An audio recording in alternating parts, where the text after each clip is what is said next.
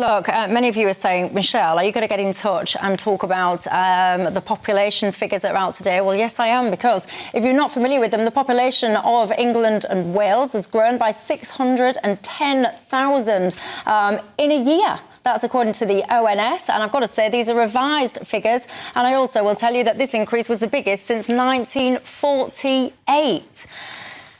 Nigel Farage called this the immigration election. He was saying it was a key issue. Many political opponents to him were saying that's not true. Many people are not concerned about immigration. It's more the cost of living, NHS and so on and so forth. Judging by the inbox and people getting in contact with me today, this is a huge concern for many, many people. It is, and I think it's actually much more of a concern than people think. So if you take, for example, the NHS, or you think about housing, for example, last year, we've just, these statistics show almost 1.1 million people coming to the country, around 500,000 leaving, net increase north of 600,000. We only managed to build 200,000 homes last year. So we can debate all we want about building more homes. And yes, of course, we need to build more homes. But if you build a third as many homes as you need just to satiate the demand of the new people arriving in the country, you are chasing your tail. You are never going to get close to solving the problem. 19,000 people, to our shame as a country, had to wait 3 days or more in accident and emergency last year. People die as a result of that lack of beds, lack of medical attention, despite the heroics of our frontline NHS staff. Of course, this is a multivariant problem, right? It's not as simple as just being immigration. But if we cannot secure the border and freeze migration for the time being, we are not going to come remotely close to solving these problems. And I think people who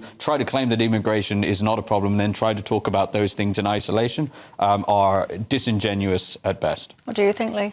Well, I agree. I mean, this is why it's become a flashpoint issue, because, frankly, most people in this country have felt for decades that immigration is running too high. And that's when it was running in, around 200,000. Now it's tripled that net migration. So they've been crying out for politicians to take action on this since the Blair government. And continuously, governments have failed to take action. So there's a real... Why? Why do you think it is? Well, the underlying problem is the British growth model.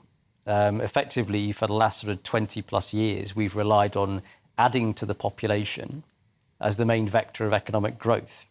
So more people means more consumption, means more goods and services being produced. So we've got very low productivity. It's concentrated growth in the services sector, especially the low-end, low-paid services sector, things like Deliveroo drivers and things like this. And we don't have an investment-led, productivity-led growth model. And we don't have a pipeline of skilled labour being developed out of our own population. So we rely very heavily on importing doctors, nurses, etc., who do phenomenal work in the NHS, but we're stealing those people from poor countries who need those skilled workers themselves. So we don't want to internalise the costs of training those people. And then the third thing is we don't want to pay people enough to do the dirty, difficult and dangerous work that a lot of migrants come here to do, for example, in the care sector, which accounts for a very large proportion of the people coming here on migrant worker visas. So there's just fundamental structural problems in the political economy that are not going to be solved by creating a border command or getting rid of the small boats, right? Illegal migrant crossings are an issue. We're only talking about 45,000 relative to the much larger pool of legal migrants that are coming here.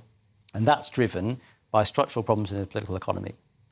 So we're stuck with it then, it sounds like. No, well, you're stuck with it if you have this defeatist, fatalistic attitude, and you're stuck with it if you're incompetent, and you're stuck with it if you're cowards, which would be a, frankly, apt description of the government that we've had for the last 14 years. We are not stuck with it if you believe in the enterprise of the British people, if you actually understand the actual drivers of what moves our economy. The fact is that we are sixth in the world in terms of GDP, but we're 21st in the world in terms of GDP per capita, which I would argue is a better proxy for people's quality of life, right? When you need an accident, an emergency bed, or you need a GP appointment, or you're trying to buy a home, you're far less concerned about what the total GDP number is, right? You care a lot more about how much capacity there is for you and what opportunities that are right for you. So, of course, we have to modernize our economy. We have to modernize our civil service. We have to make sure British people get much more for their taxpayers' money. I'd also point out we have around 9 million. We have around about a fifth of our working age adults who are economically inactive.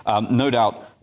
Some of those could be enticed back to work, and this is consultations that we've done. It's very evident that this is possible, but it's just not worth their while because of the way our extremely complicated tax code works. So, again, one of Reform's policies is eliminating income tax below £20,000, making work for those people. So we agree it is not a simple problem to solve. You know, the point about the small boats, you can walk and chew gum at the same time. Having a secure border is incredibly important because it's hugely demoralising to British people to see that we spend £50 billion a year on defence and we can't stop dinghies coming across the channel year after year after year. And, you know, they go into hotels, they get given phones, taxpayers' money into perpetuity, and they jump the line so that actually anything we do from a proper immigration perspective is kind of irrelevant. So I agree it's not going to be easy to solve this country's problems, to pull it back from the abyss. But I'm hugely optimistic as a business person myself who started a company here. I know how much talent and dynamism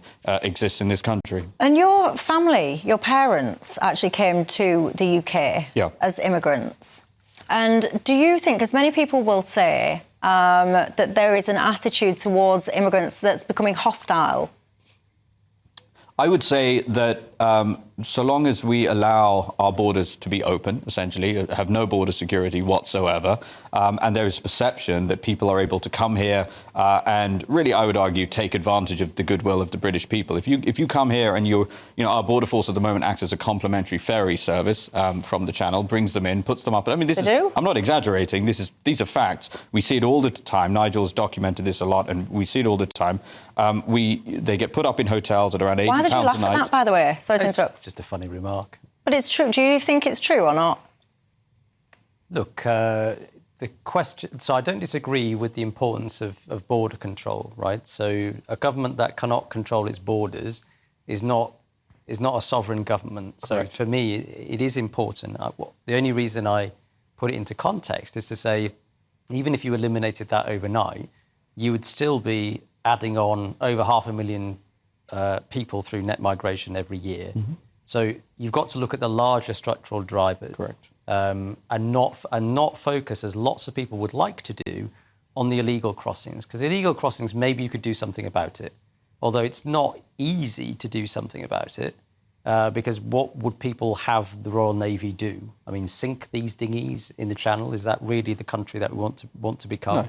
Drag them back to France and the French won't take them? I mean, these are thorny issues, but even if you were able to totally eliminate them, the much larger issue of massive legal migration, which is caused by structural problems in the economy, would remain. But you see, I think... It's just a case, I think, of tweaking the tax code here. The question is, who is going to pay for the training of domestic workers to do the jobs that we currently just import people from overseas to do? Somebody's got to pay for it. At the moment, we basically get the Indian government to pay to train our doctors, which means that we don't have to invest in the domestic training of workers in this country. How about we eliminate the £600 million of taxpayers' money being spent on diversity officers in the civil service? That would be a start. Well, it may be... I mean, just as one example. OK, that's a completely different issue as far as I'm concerned. But my point is just that there's a lot of waste inside the civil service and inside public service. There's some waste, but we just don't spend enough in this country on training, on research and development. You must know this yourself as a businessman. This country has got a serious problem with underinvestment in skills training and research and technology, which is why we've got extremely low productivity growth.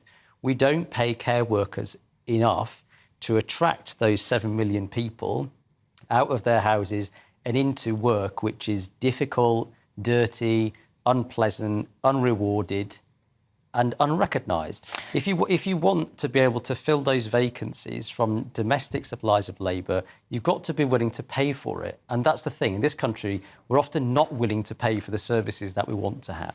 Are you one of those people who've just been discussing economically inactive people and how do you entice those people back into the world of work? Are you one of those people that are in that category? And what, if anything, would entice you to go back to the world of work? And tell me the truth. I'm going to ask you an honest question.